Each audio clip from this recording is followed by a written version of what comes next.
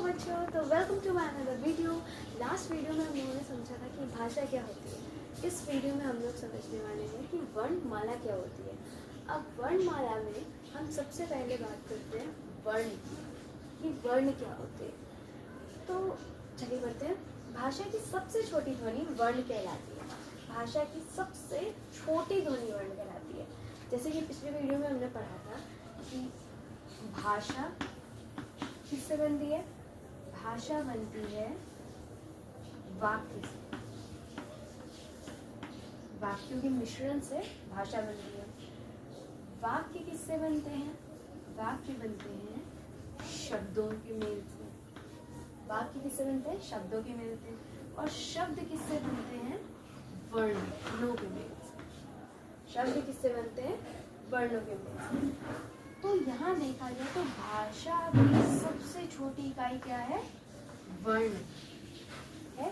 तो वर्ण होते क्या हैं, आज उसको पढ़ते हैं।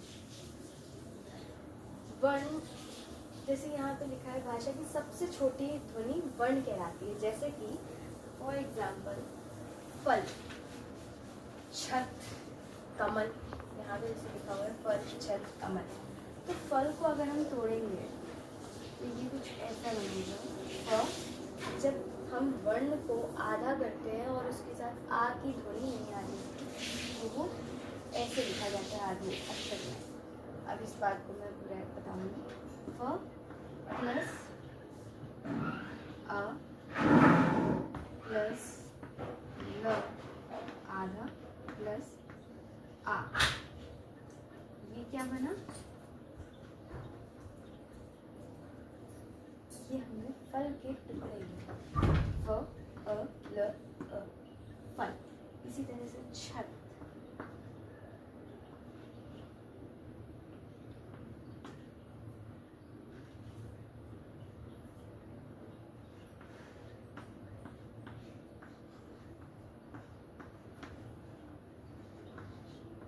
और इसी तरह से कमल भी होगा।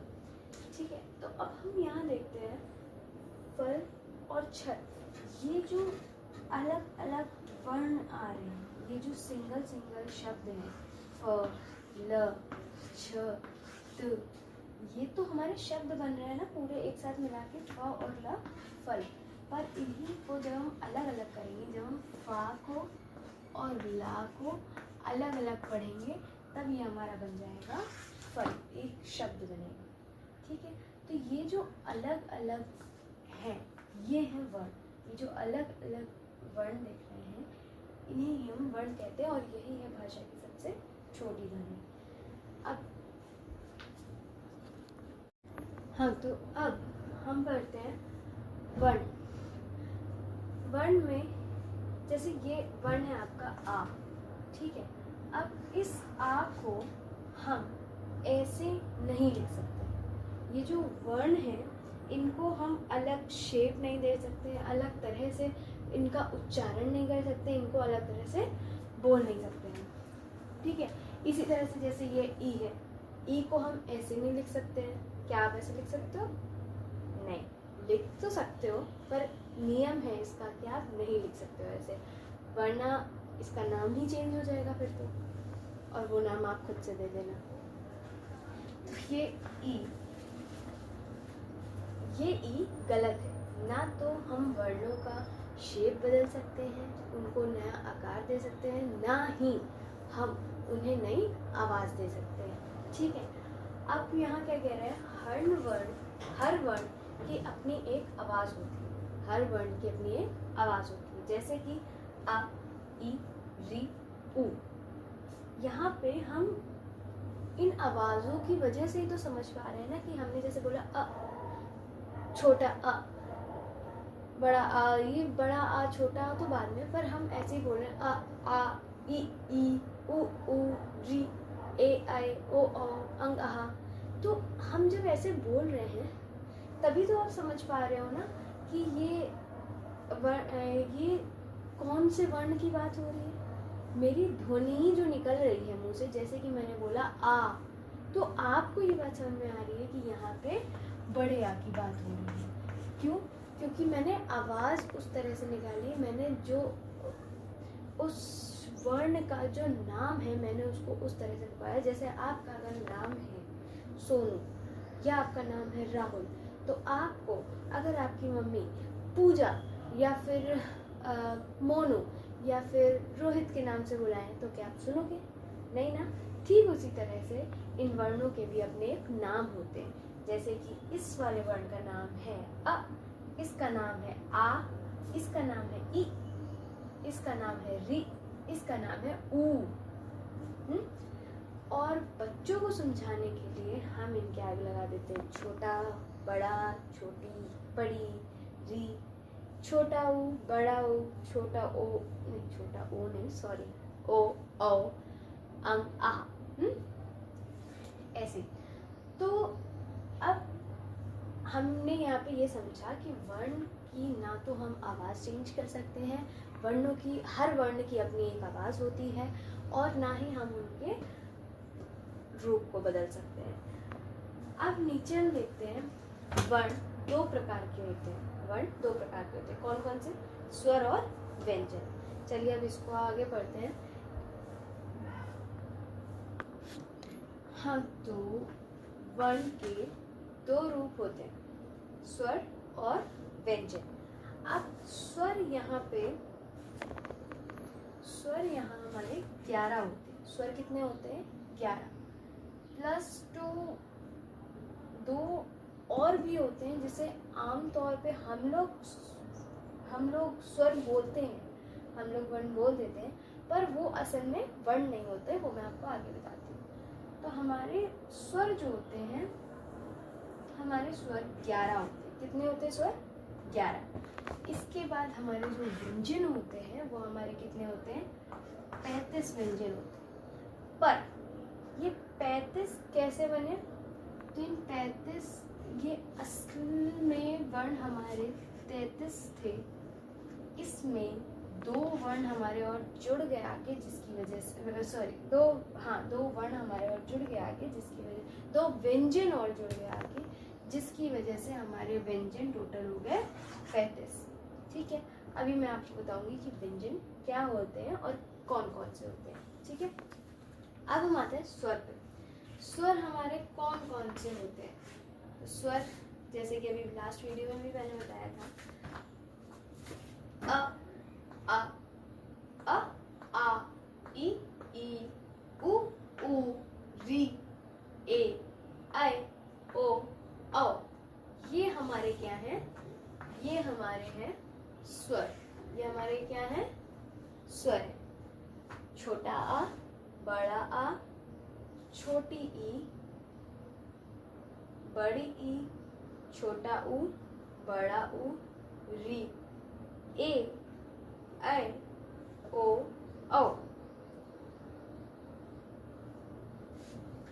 ये हमारे स्वर हैं। जैसे अ से अनार, बड़ा आ से आम, छोटी ई से इमली, बड़ी ई से ई, उ से उल्लू, ऊ, बड़ा ऊ से ऊन, री से ऋषि, ए से एड़ी, ए से ऐनक, ऐनक मतलब चश्मा, ओ से ओखली, ओखली जिससे घर में आपकी मम्मी अदरक या मसाला कूटती होंगी, वो वाली ओखली, औ से औरत। ठीक है, तो ये आपके हैं स्वर। 11 स्वर है। इसके अलावा जिन्हें हम लोग आम तौर पे स्वर ही कह देते हैं, पर वो स्वर ना होके वो होते हैं अयोग्य। वो क्या होते हैं? अयोग्य। ये अयोग्य कौन कौन से? अंग और आहा। कौन कौन से हैं हमारे? अंग और आहा। अंग से अंगूर, आहा माने कुछ नहीं। अंग से अंगूर, आहा माने कुछ नहीं। तो ये जो शब्द हैं अंग और अंगूर, ये अयोग्य कहलाते हैं, और ये मोस्टली संस्कृत भाषा में यूज होते हैं। ठीक है, ये जो हमारे वर्ण है अंग और आहा, ये हमारे मोस्टली संस्कृत भाषा में यूज होते हैं। ये हमने पढ़ लिए स्वर। अब हम पढ़ते हैं व्यंजन क्या होते हैं। हाँ, तो अब हम पढ़ते हैं व्यंजन। तो व्यंजन हमने जैसे कि पहले बताया आपको 33 होते थे, जिसमें 2 व्यंजन और जुड़ गए। अब व्यंजन हमारे 35 है। तो कौन कौन कौन से व्यंजन हमारे? क, ख, ग, घ, अंगा, च, छ, ज, झ, इ, ट, ठ, ड, ढ, ण, त, थ, द, ध, न, प, फ, ब, भ, म, य, र, ल, व, श, ष, ह, श, ष, स, ह। ये हमारे टोटल 33 व्यंजन, ये हमारे टोटल 33 व्यंजन। अब ये जो लाइन है हमारी ट, ठ, ड, ढ, ण, इसमें हमारे 2 व्यंजन और जुड़े हैं, 2 व्यंजन और जुड़े हैं, जिन्हें हम पढ़ेंगे ड़ और ढ के नाम से, ड़ और ढ। तो ये कहाँ यूज होते हैं, इसके लिए आपको मैं एग्जाम्पल दे रही हूँ, जैसे कि पेड़, पेड़ में ड़, पढ़, पढ़ में ढ। ठीक है, तो अब ये हमने देख लिया अपने पूरे 35 व्यंजन। अब इसके अलावा हमारे कुछ व्यंजन और हैं, कुछ अन्य व्यंजन और हैं जो हमने श, श, श, स, हा पढ़ा। उसके बाद हम पढ़ते हैं छ, त्र, क्या और श, क्षत्रज्ञ और श्र। ये जो हमारे हैं क्षत्रज्ञ और श्र, ये व्यंजन किन्हीं न किन्हीं 2 अलग व्यंजनों के मेल से बने, ये किन्हीं न किन्हीं 2 व्यंजनों के मेल से बने, इसलिए इन व्यंजनों को हम कहते हैं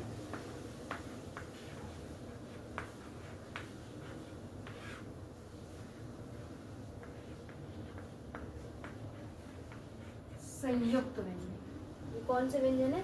संयुक्त व्यंजन। इसी तरह से हमारे और कुछ व्यंजन हैं,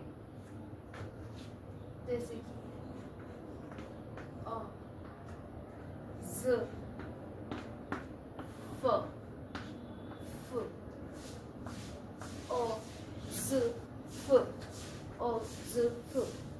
ये हमारे विदेशी व्यंजन, विदेशी वर्ण है, इन्हें हम व्यंजनों में नहीं जोड़ते हैं, इन्हें हम व्यंजनों में नहीं जोड़ते हैं, ये हमारे विदेशी वर्ण। ठीक है, तो आज हमने क्या क्या सीखा? आज हमने सीखा वर्ण क्या होता है। वर्ण भाषा की सबसे छोटी इकाई है। इसके अलावा हमने जाना वर्ण कितने प्रकार के होते हैं। कितने प्रकार के होते हैं वर्ण? 2 प्रकार के होते हैं। कौन कौन से? स्वर्ग और व्यंजन 2 प्रकार के होते हैं। स्वर्ग में कितने स्वर होते हैं, कितने व्यंजन होते हैं, हमने ये जाना। इसके बाद हमने ये भी देखा कि व्यंजन कौन कौन से होते हैं। संयुक्त व्यंजन भी होते हैं, विदेशी व्यंजन भी होते हैं, जो अलग से वर्ण जुड़े हैं वो भी हमने जाने। इसके बाद हमने, इसके पहले हमने ये भी जाना था कि जो हमारे स्वर हैं उनकी आवाज़ क्या है, उनको हम अलट पुलट करके हम नहीं पढ़ सकते हैं, है ना। उनके उसके अलावा भी हमने अयोग व जो हमारे व्यंजन, जो हमारे स्वर थे, हमने उनको भी पढ़ा। तो ये सब कुछ मिला के जो वर्ण के प्रकार, स्वर और व्यंजन, ये जब ये स्वर और व्यंजन, जो भी हमने स्वर और व्यंजन पढ़े, जितने भी पढ़े, अयोगवा भी इंक्लूडेड, इनको मिला के हमने आज पढ़ा है वर्णमाला। हमने क्या पढ़ा है? वर्णमाला। तो hope you guys enjoyed the video and hope कि आप लोगों ने अच्छे से समझा होगा कि वर्णमाला क्या होती है। So thanks for watching, bye bye.